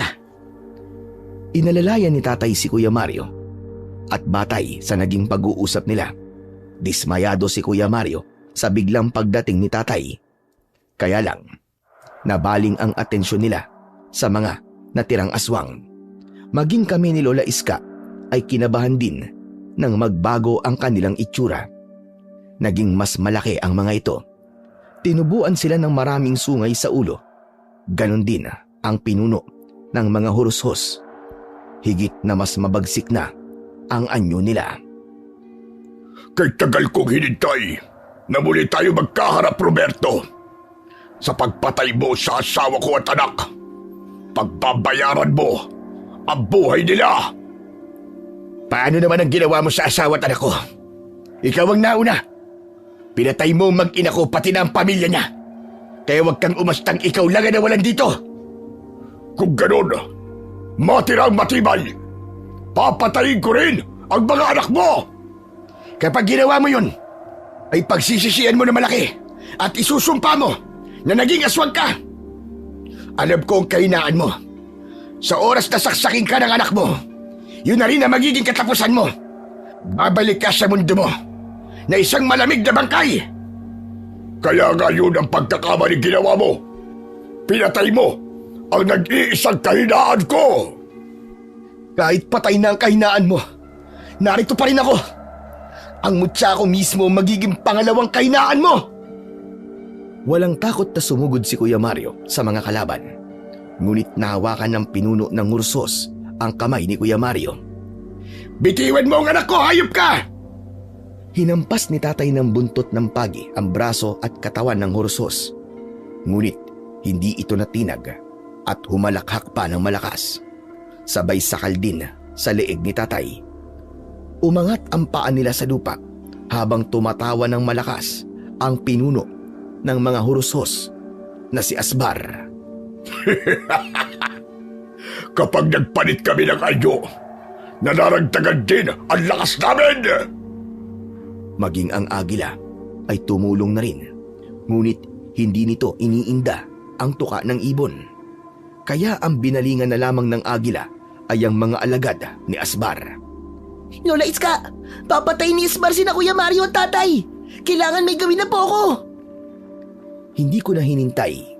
Napigilan pa ako ni Lola Iska. Mabilis akong tumakbo, papalapit sa kinaroroonan ng mga ito. Mahigpit kong hinawakan ang aking punyal. Dahil gamit ng aswang ang dalawa nitong kamay, wala siyang nagawa nang ibaon ko sa likod niya ang punyal ko.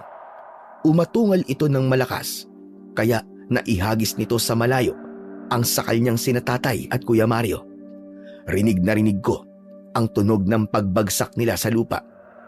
Habang ako naman ang binalingan ng aswang. Nanlilisik ang kanyang mga matang lumapit sa akin habang umaangil. Buboy! Tumakbo ka na! Lumayo ka sa kanya, anak! Si Kuya Mario, pinilit niyang tumayo para pigilan ang aswang. Ngunit hindi pa ito nakakabawi ng lakas. Maging ang agila nito ay tila naramdaman din ang sakit na nararamdaman ni Kuya Mario. Isa ka pa bata ka! Naisahan mo ko ng punyal mo! Hindi mo ko mapapatay! Dahil hindi naman kita anak! Wala akong pakialam. Ang mahalaga, nailigtas ko ang pamilya ko. Isipin mo muna kung paano matatanggal ang punyal sa likod mo. Nagulat ako sa reaksyon ng aswang. Pilit niyang inaabot ang punyal at halatang nasasaktan ito. Umatungal ito ng malakas at napaluhod sa lupa. Bumangon naman si Kuya Mario at akma sanang papaluin ng tungkod ang aswang na si Asbar nang biglang sumigaw si Lola Iska mula sa akin likuran. Huwag, Mario! Huwag mo munang patayin ang hayop na aswang na yan! Gusto ko munang malaman niya na unti-unti na siyang manghihina at mawawala ang pagiging aswang niya dahil ang kahinaan niya ay ang mismo niyang anak! Ano? Anong sinasabi mong matanda ka? Anak mo si Boboy. Kaming dalawa ni Roberto ang nag-alaga sa kanya. Nang mapatay ng anak ko ang asawa mo, dinala namin ang anak niyo upang hindi siya maging aswang na kagaya mo. Hindi kami kasing sama mo! Hindi totoo yan. Niloloko niyo lang ako. Hindi ko anak ang batang yan. Hindi maaaring magsinungaling ang epekto ng punyal mula sa anak mong si Boboy. Mamaya lang, magiging tao ka na at sapat na yon para masabing ikaw nga ang tunay na ama ni Boboy. Lola Iska, nagbibiro lang po kayo, di ba? Patawarin mo ko, apo ko. Nagsinungaling kami sa iyo. Hindi totoong nakulong ang nanay mo. Dahil ang totoo ay patay na siya. Napatay siya ni Roberto. Yun ang dahilan kung bakit naggugulo si Asbar. Hindi. Hindi po totoo yan. Nagsisinungaling lang po kayo. Hindi, anak. Yun ang katotohanan. Bago namatay ang nanay mo at naisilang ka, hiniling niya na ilayo kita sa tatay mo.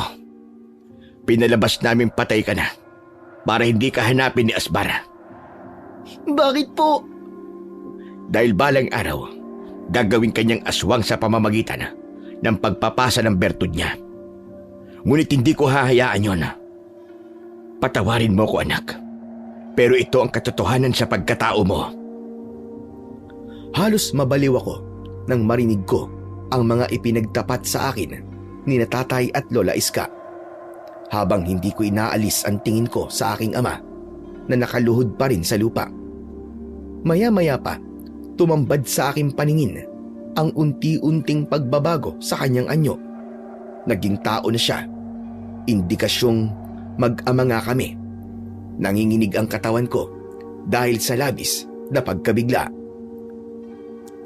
Ngayong naging tao ka na, itatanggi mo pa rin ba na hindi mo anak si Buboy?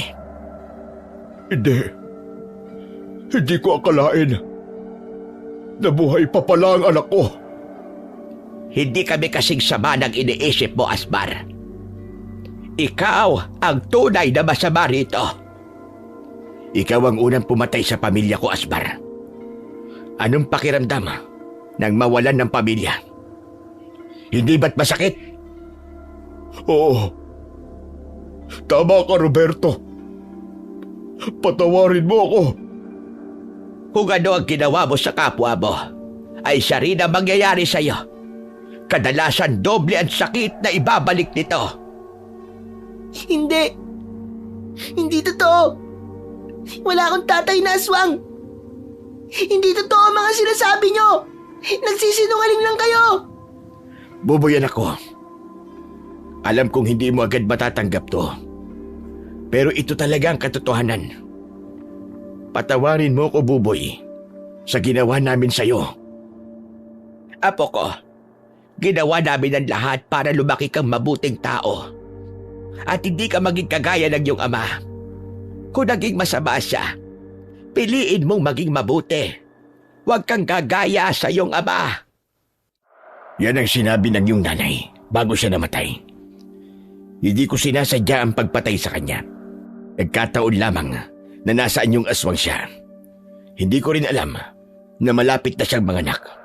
Ngunit bago siya namatay, naipanganak ka pa niya dahil gusto niyang mabuhay ka. Para itama ang pagkakamaling ginawa ng tatay mo. Siya rin na nagsabi na ikaw ang kahinaan ng ama mo. Tay, Lola Iska, hindi po ako aswang. Hindi po ako kagaya ng aking ama. Hindi ka magiging aswa, Boboy, hanggat hindi mo tinatanggap ang bertud ng iyong ama. Diyos ko, hindi ko gagawing aswang ang anak ko. Patawarin mo ko, Buboy, anak. Hindi ko alam na anak kita. Muntik na kitang mapatay kanina.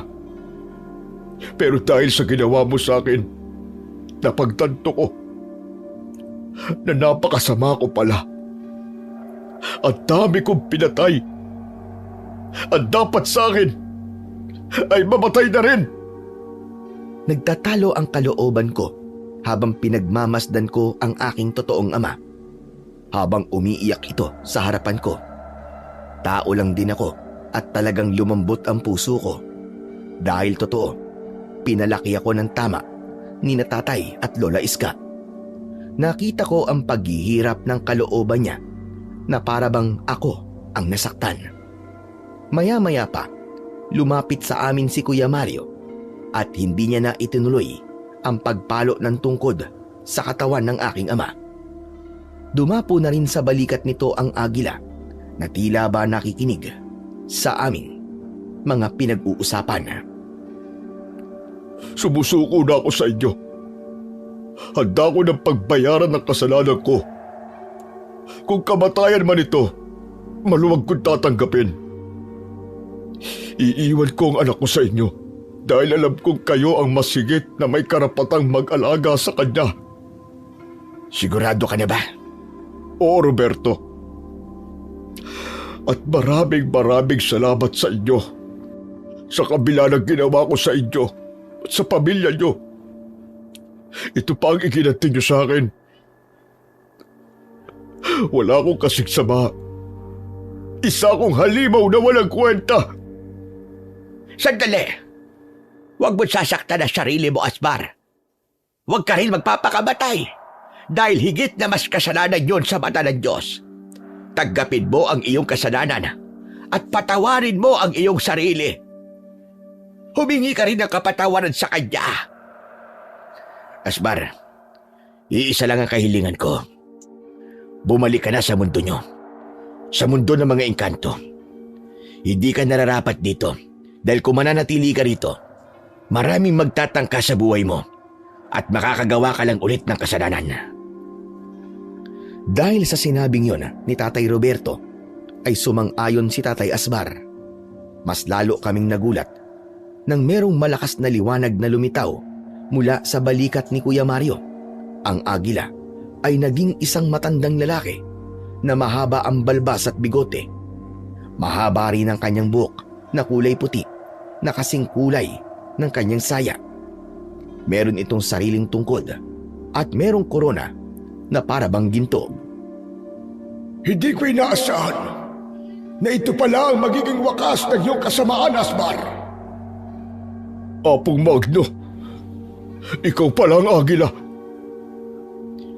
Oo, Asbar. Ako ang gabay ni Mario bilang bagong tagapangalaga sa mutya ng mata ng agila. Siya sana ang papatay sa iyo, ngunit nagbago ang takbo ng kapalaran mo dahil buhay pa ang nag-iisang kahinaan mo. Yun ay walang iba, kundi ang iyong anak. Nagulat din ako sa aking natuklasan. Maya-maya pa ay humarap ang mahiwagang ermitanyo, kina Tatay at Kuya Mario. Nais kong ipagtapat na ikaw, Roberto at Mario, ay totoong mag-ama. Ano po? Paano nangyari yun? Akala ko po patay na ang aking anak, kasama ng asawa ko. Nagkakamali ka dahil ako mismo nagbigay sa iyo sa totoo mong anak. Kung natatandaan mo, ako ang agilang nagbabantay sa kanya, hindi ba? Kaya ako rin ang nakakaalam kung sino ang totoo niyang ama. Siya ang anak ninyo, ni Teresa. Diyos ko, napaka-imposible. Kinilabutan po ako sa mga narinig ko sa inyo, Apong Magno. Hindi po ako makapaniwalang totoo kong ama, si Tatay Roberto. Oo, Mario. Kaya huwag kang magtanim ng galit sa puso mo. Dahil kahit kailan ay hindi kita pinabayaan. Hindi ka rin pinabayaan ng Diyos. Lalong-lalo ka na, Roberto. Kung tinalikuran mo man ang paninilbihan sa Panginoon, hindi ibig sabihin nun na hindi mo na siya pinaniniwalaan. Diyos ko, hindi ko po alam ito. Napaka-imposible nang inaalagaan ko pala ay totoo kong anak. Walang imposible sa kapangyarihan ng Diyos. Kaya ang lahat ng mga nangyayari sa inyo ay may dahilan na sana'y magbigay sa inyo ng patunay na ang Diyos ay palaging nakatingin sa ating lahat. Alam niya kung ano ang plano niya para sa mga buhay natin. Nang marinig ko sila, isa lang ang napagtanto ko. Mahal ako ng Diyos at hindi niya ako hinayaan na maging masama, kagaya ni Tatay Asbar, sina Kuya Mario at si Tatay Roberto. Pinagtagpo sila ng Panginoon upang muling magkasama. Kaya naman, ipinagpasalamat ko sa Diyos na nabuo ang pamilya ko, ngunit hindi nga lamang sa magandang paraan, kundi sa karahasan mula sa mga aswang na hurushos. Ipinagdasal ko na sana ay mapatawad ni Tatay Asbar ang kanyang sarili at patawarin din siya ng Panginoon. Ang pagsuko niya ay sapat na upang mapatunayan kong tuluyang nawala na ang kasamaan sa dibdib niya. Hindi ko napigilan ang sarili ko ng mga oras na yun. Maigpit kong niyakap si Tatay Asbar. Tatay Asbar! Anak ko, patawarin mo ako. Patawad. Salamat po. Hanggang sa huli, ay tinanggap niyo na po ang pagkakamali niyo. Ako mismo ang bumunot ng punyal sa likod nito. Kitang-kita ko kung gaano siya namilipit sa labis na sakit. Pero dahil sa tulong ng mahiwagang ermitanyo, naghilom ang sugat nito matapos patakan nito ng kulay berdeng likido. Tuluyan na ngang isinuko ni Tatay Asbar ang kanyang bertud kay Apong Magno. Dahil may kasalanan si Tatay Asbar sa mundo ng mga engkanto, kailangan siyang sumama kay Apong Magno. Apong Magno, isinasauli ko na po sa inyo ang tungkod. Hindi, Mario. Para sa iyo talaga yan.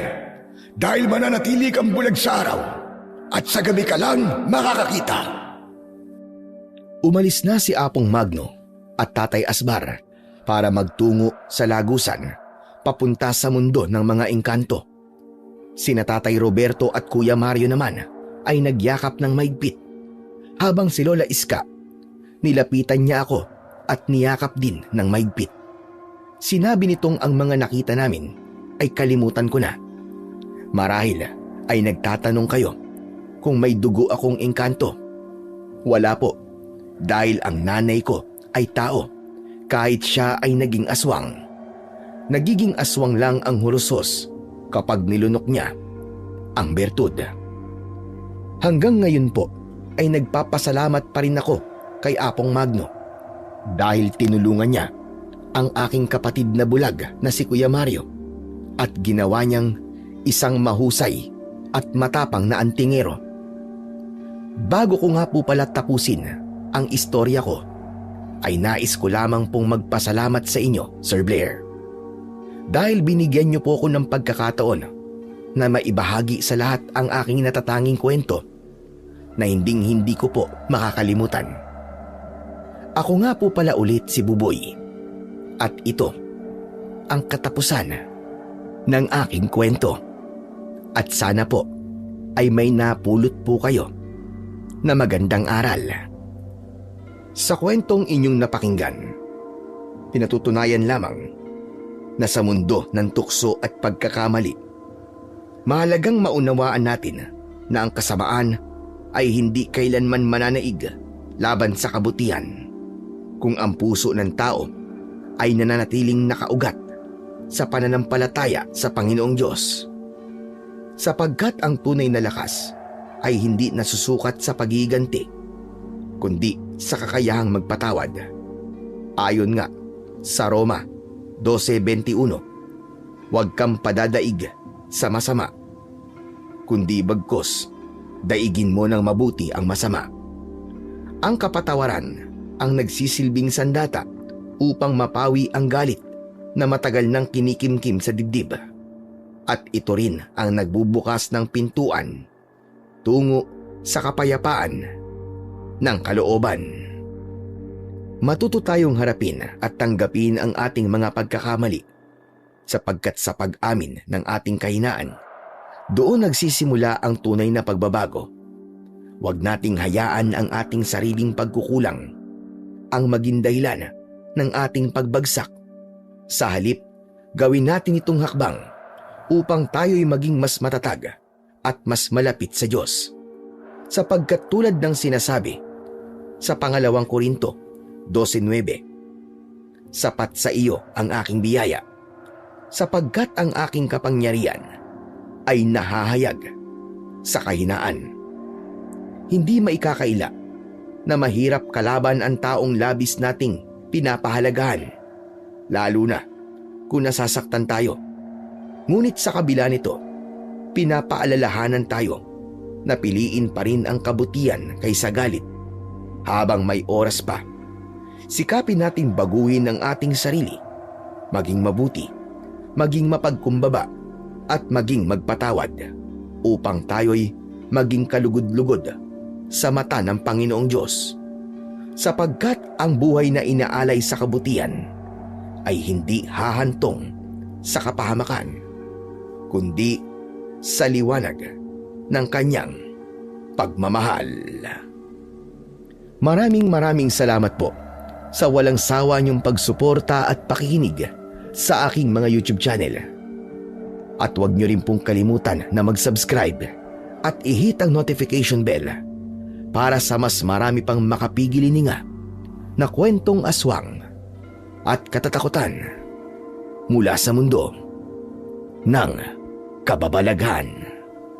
Hanggang sa muli po at pagpalain kayong lahat ng ating dakilang Diyos na siyang pinakamakapangyarihan sa lahat.